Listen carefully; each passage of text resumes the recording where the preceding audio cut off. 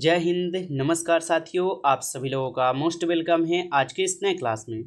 साथियों, आज के इस क्लास में हम सभी लोग पढ़ने वाले हैं एसएससी एमटीएस के एग्ज़ाम के लिए मोस्ट इम्पॉर्टेंट क्वेश्चन को, जो कि आपके एसएससी एमटीएस के एग्ज़ाम के लिए काफ़ी इम्पॉर्टेंट है। तो आप सभी लोग जो इस क्लास को बिल्कुल अच्छी तरीके से लास्ट तक देखिएगा, जिससे कि आप जो है इन सभी क्वेश्चन को अच्छे से याद कर पाएंगे और आप सभी लोग अपने एग्जाम में सभी क्वेश्चन को आसानी तरीके से जो है बना भी पाएंगे।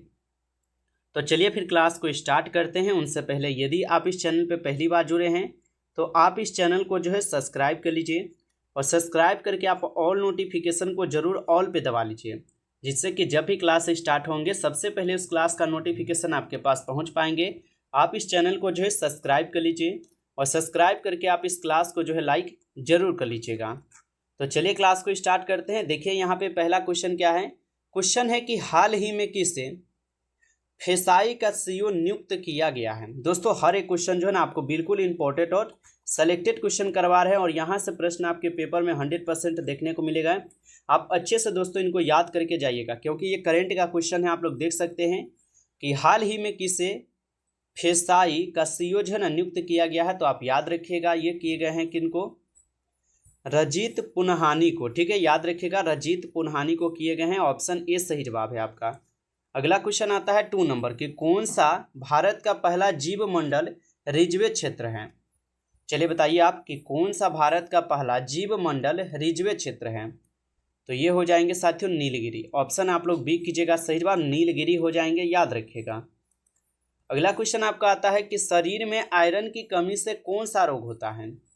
दोस्तों, यहाँ से प्रश्न बिल्कुल आपके पेपर में 100% आएंगे। अच्छे से आप इनको याद एक बार जरूर करके ही जाइएगा। शरीर में आयरन की कमी से कौन सा रोग होता है, तो आप याद रखिएगा, यह होते हैं एनीमिया रोग। ऑप्शन ए जो इस क्वेश्चन का यहाँ पे बिल्कुल सही जवाब है, एनीमिया रोग। अगला क्वेश्चन आपका आता है कि निम्नलिखित में से नाबार्ड की स्थापना कब हुई थी। चलिए आंसर लगाइए कि निम्नलिखित में से नाबार्ड की स्थापना कब हुई थी। तो नाबार्ड की स्थापना जो है 12 जुलाई 1982 को हुई थी। ऑप्शन सी जो है इस क्वेश्चन का यहाँ पे सही जवाब है, 22 जुलाई 1982। अगला क्वेश्चन आता है कि भारत में डीएनए फिंगरप्रिंटिंग तकनीक विकसित करने का श्रेय किसे दिया जाता है। चलिए बताइए कि भारत में डीएनए फिंगरप्रिंटिंग तकनीक विकसित करने का श्रेय किसे दिया जाता है। तो ये श्रेय दिए जाते हैं आपके डॉक्टर लालाजी सिंह को। ऑप्शन यहाँ पे आप लोग का बी जो है इस क्वेश्चन का सही जवाब है। अगला आपका क्वेश्चन आता है कि सुगम संगीत शब्द किस संगीत शैली से संबंधित है। तो सुगम संगीत शब्द किस संगीत शैली से संबंधित है। तो ये आपके भारतीय संगीत से है। ऑप्शन आप ए कीजिएगा, सही जवाब भारतीय संगीत से। आगे देखिएगा, क्वेश्चन आता है। क्वेश्चन क्या आपका कह रहा है कि इंडो तुर्कियो फ्रेंडशिप एसोसिएशन की शुरुआत किस शहर में की गई है। तो इंडो तुर्कियो फ्रेंडशिप एसोसिएशन की शुरुआत किस शहर में की गई है। तो आप याद रखिएगा, ये आपके हैदराबाद शहर में की गई है। ऑप्शन सी सही जवाब है। अगला क्वेश्चन आपका आता है। क्वेश्चन है निम्नलिखित में से चक्रवात के केंद्र को क्या कहते हैं। बताइए कि निम्नलिखित में से चक्रवात के केंद्र को क्या कहते हैं। तो इनको हम सभी लोग जो है यहाँ पर क्या बोलेंगे, आँख बोलेंगे। ऑप्शन सी कीजिएगा, सही जवाब आँख हो जाएंगे। अगला क्वेश्चन आपका आता है। क्वेश्चन है कि निम्नलिखित में से किस धातु का गलनांक सबसे अधिक होता है। बताइए कि किस धातु का यहाँ पे गलनांक जो है ना सबसे अधिक होता है। तो आप याद रखिएगा किस धातु का गलनांक सबसे अधिक हो जाएंगे। तो यहाँ पे आप सभी लोग का सही जवाब जो है ऑप्शन यहाँ पे आप लोग का डी हो जाएंगे, टंगस्टन का। ऑप्शन यहाँ पे आप लोग जो है डी कीजिएगा, सही जवाब टंगस्टन यहाँ पे हो जाएंगे, याद रखिएगा टंगस्टन होगा। आगे देखिएगा, आपका क्वेश्चन यहाँ पे 10th नंबर क्वेश्चन आता है और क्वेश्चन क्या है आप लोग का कि निम्नलिखित में से भारत रत्न पुरस्कार पाने वाली पहली भारतीय महिला कौन थी। चलिए लगाइएगा आंसर कि निम्नलिखित में से भारत रत्न पुरस्कार पाने वाली पहली भारतीय महिला कौन थी। तो आप सभी लोग जो है याद रखिएगा, ये हो जाएंगे श्रीमती इंदिरा गांधी। ऑप्शन यहाँ पे आप लोग का सी इस क्वेश्चन का सही जवाब है। अगला क्वेश्चन आपका आता है कि निम्नलिखित में से एक्सरे की खोज कब हुई थी। बताइए सभी लोग कि निम्नलिखित में से एक्सरे की खोज कब हुई थी। तो एक्सरे की खोज आप याद रखिएगा, इनकी खोज की गई थी 8 नवंबर 1895 को। ऑप्शन डी इस क्वेश्चन का सही जवाब है, 8 नवंबर 1895। अगला क्वेश्चन आता है कि निम्नलिखित में से किसान क्रेडिट कार्ड योजना कब शुरू हुई थी। बताइए कि निम्नलिखित में से किसान क्रेडिट कार्ड योजना जो है ये कब शुरू हुई थी। तो यह योजना शुरू हुई थी आपके 1998 में। ऑप्शन आप सी कीजिएगा, सही जवाब 1998, याद रखिएगा। अगला क्वेश्चन आपका आता है, क्वेश्चन है किस वैज्ञानिक ने सापेक्षता का सिद्धांत दिया था। दोस्तों आप अभी तक लाइक नहीं किए हैं इस क्लास को, तो एक बार आप इस क्लास को ज़्यादा से ज़्यादा जरूर लाइक कर लीजिए। और चैनल पे पहली बार यदि आप आए हैं तो आप इस चैनल को सब्सक्राइब करके और नोटिफिकेशन को आप दबा लीजिए, क्योंकि बिल्कुल यहाँ पे आप लोग को जो भी क्वेश्चन कराए जाएंगे इंपॉर्टेंट और सिलेक्टेड क्वेश्चन करवाए जाएंगे, जो आपके पेपर में 100% दोस्तों देखने को भी मिलेगा। तो आप अच्छे से जुड़ जाइए, चैनल को सब्सक्राइब कर लीजिए, क्लास को आप जरूर लाइक कर लीजिए। तो किस वैज्ञानिक ने सापेक्षता का सिद्धांत दिया था, तो आप सभी लोग जो है याद रखिएगा कौन हो जाएंगे, अल्बर्ट आइंस्टीन हो जाएंगे। ऑप्शन ए कीजिएगा, सही जवाब यहाँ पे आइंस्टीन हो जाएंगे। आगे आपका क्वेश्चन है, निम्नलिखित में से पवन चक्की ऊर्जा को किस प्रकार की ऊर्जा कहा जाता है। तो निम्नलिखित में से पवन चक्की ऊर्जा को किस प्रकार के यहाँ पे ऊर्जा कहा जाता है। तो आप सभी लोग याद रखिएगा, इनको कहे जाते हैं नवीकरणीय ऊर्जा और गतिज ऊर्जा, ये दोनों कहे जाते हैं, इसलिए ऑप्शन सी होगा, ए और बी दोनों होगा। आगे आपका यहाँ पे क्वेश्चन है कि 2025 की 18वीं विश्व कांग्रेस की मेजबानी कौन सा यहाँ पे शहर करेगा। ये हाल ही का क्वेश्चन है साथियों, 2025 का ही है, पूछ भी सकता है, करेंट का क्वेश्चन है कि 2025 की 18वीं विश्व कांग्रेस की मेजबानी कौन सा शहर करेगा। तो आप याद रखिएगा, ये आपके शारजाह कहा, यहाँ पे शारजाह करेगा, ठीक है, शारजाह हो जाएंगे। आगे देखिएगा आपका क्वेश्चन आता है, भारतीय संसद में शून्यकाल कब शुरू हुआ था। चलिए आंसर लगाइए कि भारतीय संसद में शून्यकाल कब शुरू हुआ था। तो याद रखिएगा, भारतीय संसद में शून्यकाल शुरू हुए थे कब, तो ये आपके 1962 को हुए थे। ऑप्शन आप लोग सही कीजिएगा, 1962। अगला क्वेश्चन आता है, क्वेश्चन क्या है कि भारत का पहला डाक स्काई रिजवे कहाँ स्थापित किया गया है। तो भारत का पहला डाक यहाँ पे डार्क स्काई रिजवे कहाँ पर स्थापित किया गया है। तो भारत का पहला डार्क स्काई रिजवे जो है ये स्थापित किए गए हैं लद्दाख में। ऑप्शन आप सही कीजिएगा, सही जवाब लद्दाख हो जाएंगे। अगला आपका क्वेश्चन आता है यहाँ पे कि भारतीय संविधान में न्यायिक पूर्वालोकन की शक्ति किस देश के संविधान से ली गई है। वेरी वेरी इंपॉर्टेंट क्वेश्चन है कि भारतीय संविधान में न्यायिक पूर्वालोकन की जो शक्ति ये किस देश के संविधान से ली गई है। तो ये ली गई है आपके संयुक्त राज्य अमेरिका के संविधान से। ऑप्शन आप लोग बी कीजिएगा, सही जवाब। अगला आपका क्वेश्चन आता है कि कार्बन का कौन सा रूप ऊष्मा और विद्युत दोनों का यहाँ पे अच्छा चालक है। बताइए कि कार्बन का कौन सा रूप है जो कि ऊष्मा और विद्युत दोनों का अच्छा चालक हो जाएंगे। तो यहाँ पे ग्रेफाइट जो है ये आपके कार्बन और ऊष्मा दोनों का अच्छा चालक होते हैं, बिल्कुल याद रखिएगा। चलिए आगे देखिएगा, क्वेश्चन है निम्नलिखित में से भारतीय खनिजों का भंडार किसे कहते हैं। तो निम्नलिखित में से भारतीय खनिजों का भंडार किसे कहते हैं। तो ये कहते हैं छोटा नागपुर के पठार को। ऑप्शन यहाँ पे आप लोग का बी हो जाएंगे, सही जवाब। अगला क्वेश्चन आता है, निम्नलिखित में से गज पाउडर का मुख्य घटक क्या है। तो निम्नलिखित में से गन पाउडर है, गन पाउडर का यहाँ पे मुख्य घटक क्या है। तो निम्नलिखित में से गन पाउडर का यहाँ पे मुख्य घटक हो जाएगा आप सभी लोग का कौन। तो ये हो जाएगा आप सभी लोग का पोटेशियम नाइट्रेट। ऑप्शन यहाँ पे सही कीजिएगा, पोटेशियम नाइट्रेट। अगला क्वेश्चन है कि पृथ्वी का सबसे ठोस भाग क्या कहलाता है। तो पृथ्वी का सबसे ठोस भाग क्या कहलाता है। तो याद रखिएगा, पृथ्वी का सबसे ठोस भाग कहलाते हैं आप सभी लोग का यहाँ पे भूपर्पटी। ऑप्शन ए कीजिएगा, यहाँ पे सही जवाब भूपर्पटी हो जाएंगे।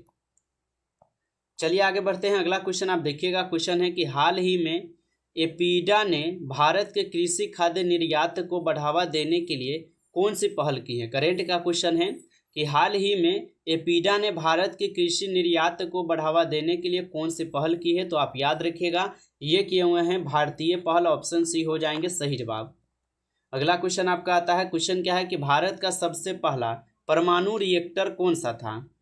बताइए कि भारत का सबसे पहला परमाणु रिएक्टर कौन सा था। तो यह हो जाएंगे आपके अप्सरा। अप्सरा जो ये भारत का पहला परमाणु रिएक्टर था। ऑप्शन बी हो जाएंगे, सही जवाब। अगला क्वेश्चन आता है कि अमोनिया का औद्योगिक उत्पादन मुख्य रूप से किस यहाँ पे विधि द्वारा होता है। तो अमोनिया का जो यहाँ पे औद्योगिक उत्पादन है ये मुख्य रूप से किस विधि द्वारा होता है, तो आप याद रखिएगा ये आपके हैबर प्रक्रिया के द्वारा होते हैं। ऑप्शन ए हो जाएंगे सही जवाब, हैबर प्रक्रिया। अगला क्वेश्चन आपका आता है कि भारत में राज्यसभा की अधिकतम सदस्य संख्या कितनी हो सकती है। तो भारत में राज्यसभा की जो अधिकतम संख्या ये कितनी हो सकती है, तो ये आपके 250 हो सकती है। ऑप्शन सी कीजिएगा सही जवाब 250।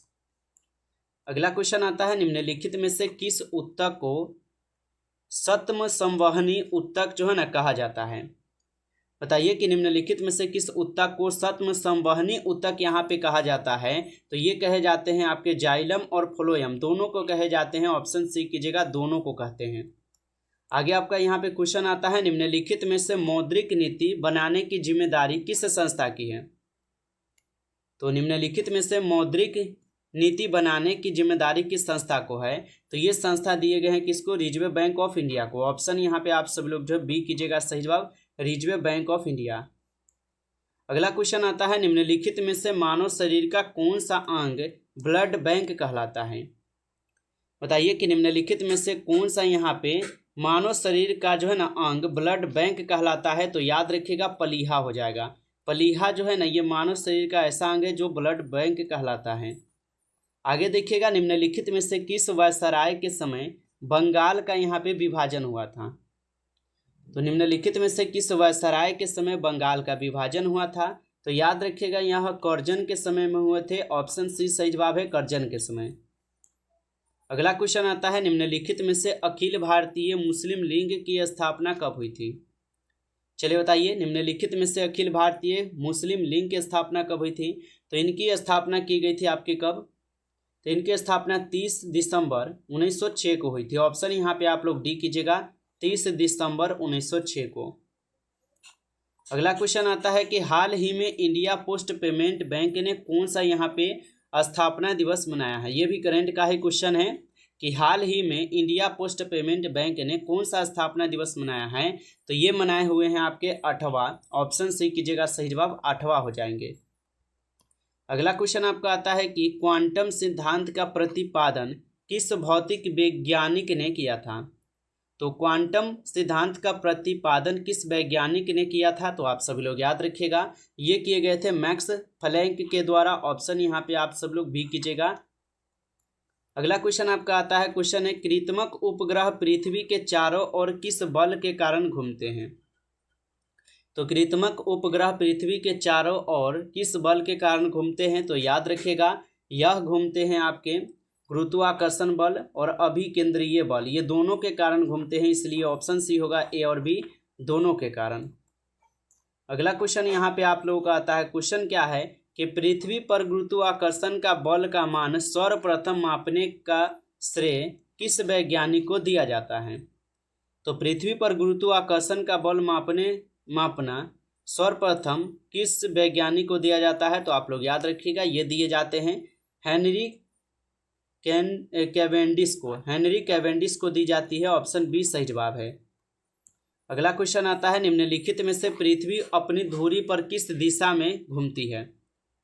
तो पृथ्वी अपनी धुरी पर जो है किस दिशा में घूमती है। तो आप सभी लोग याद रखिएगा पश्चिम से पूरब की ओर घूमती है। ऑप्शन ए जो है इस क्वेश्चन का सही जवाब है।